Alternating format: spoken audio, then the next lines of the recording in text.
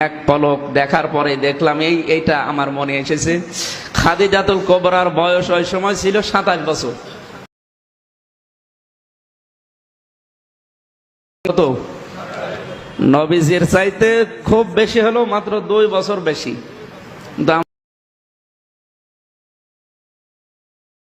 আমরা এতদিন শুনেছি বা শুনে আসতেছি বিভিন্ন জায়গায়, কত বছর ছিল? 40। এই জন্য আপনাকে পড়ে মুসলমান হওয়া লাগবে, শুনে না।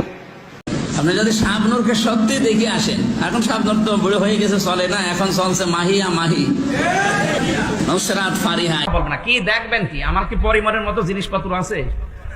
ঐশ্বরিয়াকে দেখেছেন? কারা কারা দেখেছেন হাত তোলেন তো। রাশমিকা মান্দানা নাম শুনেছেন? চেহারার কাটিং এ এখন পৃথিবীতে 1 নম্বরে আছে। ওর না যদি কোনো মেয়ে যদি না পারে, ও যদি শুধু জামা গায়ে দিয়ে পাখির মতো দাঁড়ায়, ও তো বিশাল পাহাড়। পাখির মতো দাঁড়ায়, ও তো বিশাল পাহাড়। ফেসবুক চালাতে হবে এই নির্দেশ আছে কোরআনে। বসে বসে সিরিয়াল গুলো মিলায়, বসে না সে বসে না। তুমি আসবে বলে চোখের তারা দই, জল নূপুর, তোমায় আমায় মিলে কিরণ মালা। ওদের ভার্সিটির মাল, ওদের ভার্সিটির মাল। বাংলাদেশের একসময়ের জনপ্রিয় বক্তা থেকে আজ তিনি পতনের দ্বারপ্রান্তে। এক নিঃশ্বাসে কোরআনের সূরা, আয়াত, পারা, পৃষ্ঠা এবং রুকুর নম্বর সহ সুন্দর করে তাফসির করতেন, কিন্তু কালের পরিক্রমায় তিনি আজ নিন্দিত। কিছু কথাবার্তা আর কর্মকাণ্ডে হচ্ছেন সমালোচনার শিকার। তিনি মুফতি আমির হামজা, যিনি জালেমের কারাগারে বন্দী হয়ে মানুষের দোয়া এবং ভালোবাসা কুড়িয়েছিলেন, আজ তার সেই ভালোবাসা ম্লান হওয়ার পথে। বন্ধুরা, এই ভিডিওতে আমি মুফতি আমির হামজার ভণ্ডামি প্রকাশ করতে যাচ্ছি।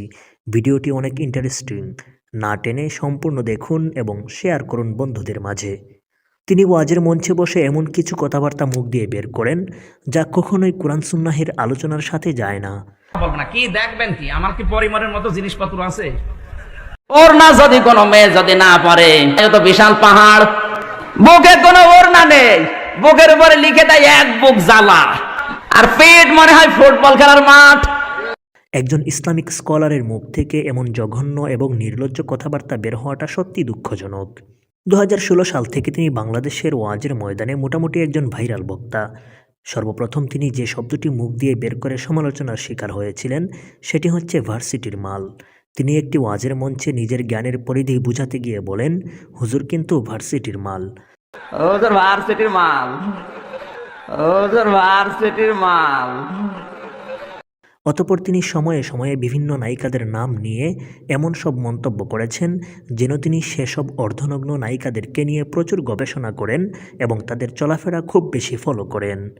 তিনি প্রথমে ঐশ্বরিয়া রায়কে নিয়ে মন্তব্য করে বলেন, ঐশ্বরিয়াকে দেখেছেন? কারা কারা দেখেছেন হাত তোলেন তো। চেহারার কাটিং এ এখন পৃথিবীতে 1 নম্বরে আছে। এই মহিলার দিকে একটু আল্লাহর নাম নিয়ে তাকাবেন, দেখেন তো কি সুন্দর করে আল্লাহ তারে বানিয়েছে।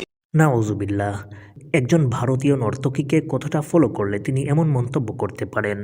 সেই সেম কথা রশ্মিকা মান্দানার ক্ষেত্রেও ব্যবহার করেন। রাশমিকা মান্দানা নাম শুনেছেন? চেহারার কাটিং এ এখন পৃথিবীতে 1 নম্বরে আছে। এই মহিলার দিকে একটু আল্লাহর নাম নিয়ে তাকাবেন। আবার তিনি বলেছেন, এই মহিলার দিকে আল্লাহর নাম নিয়ে তাকাবেন। একজন আলেম সঠিক পথ থেকে কতটা বিচ্যুতি হলে এমন কথা বলতে পারে? আল্লাহ আমাদের হেফাজত করুন। তার এই মন্তব্যের ভেতরে এই যে একটা অশ্লীল আওয়াজ মুখ দিয়ে বের করলেন, এর দ্বারা বোঝা যায় রাশমিকার সৌন্দর্যকে স্মরণ করে কতটা অশ্লীল ফিল তিনি নিচ্ছেন। পরিমণি সম্পর্কে তিনি বলেন, পরিমন ওটা চেহারা হইল, আমার সাথে ছিল, আমার পাশের ছেলে ছিল, আদালতে আমি বহুবার দেখা হয়েছে। পরিমণি এটা কোনো চেহারা হলো? আমার সাথে ছিল, আদালতে বহুবার দেখা হয়েছে।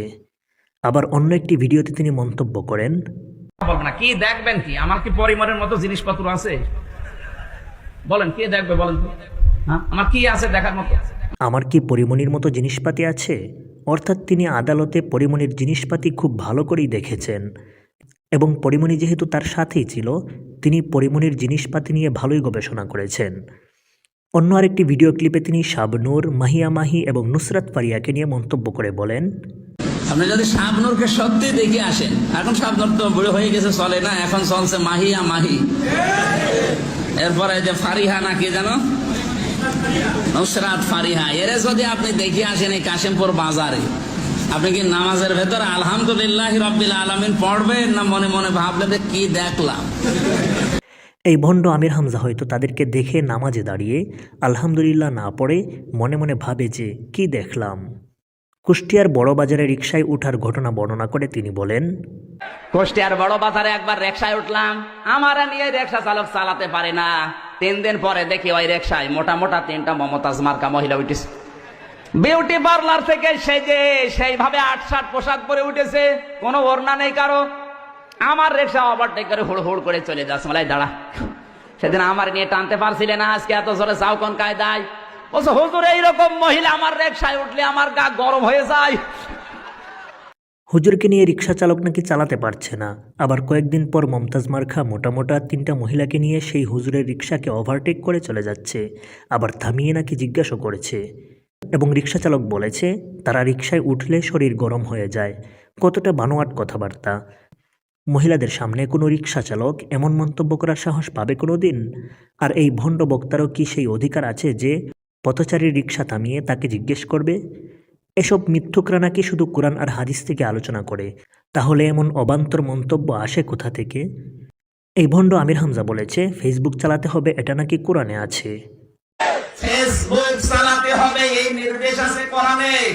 এখন যদি বলেন ফেসবুক হারাম, না,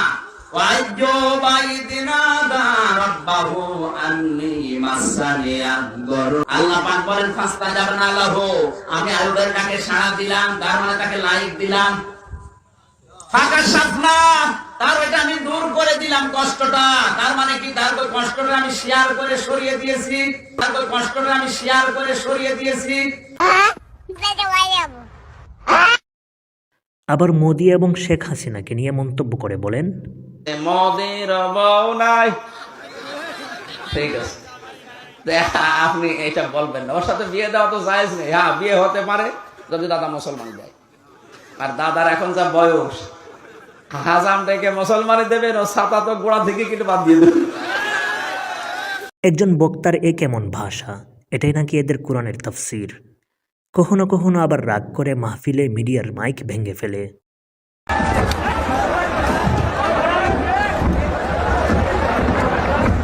তার এসব অপকর্মের প্রতিবাদ করলে মুখ চেপে ধরতে বলে। মুখ চেপে ধরেন না কেন ভাই? ধরেন, চেপে ধরেন মুখ চেপে। অথচ মুখ চেপে ধরার মতো নিঃশ্বাস আটকে দেওয়ার আদেশ কোনো ইসলামিক বক্তা দিতে পারে না।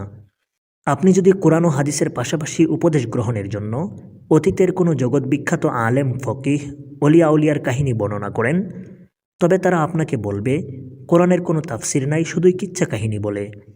কিন্তু বন্ধুগণ, তাদের আলেমদের কোরআনের তাফসিরের নমুনা হচ্ছে এই আমির হামজা সম্পর্কে আপনাদের কি মতামত অবশ্যই কমেন্টে জানিয়ে দিন।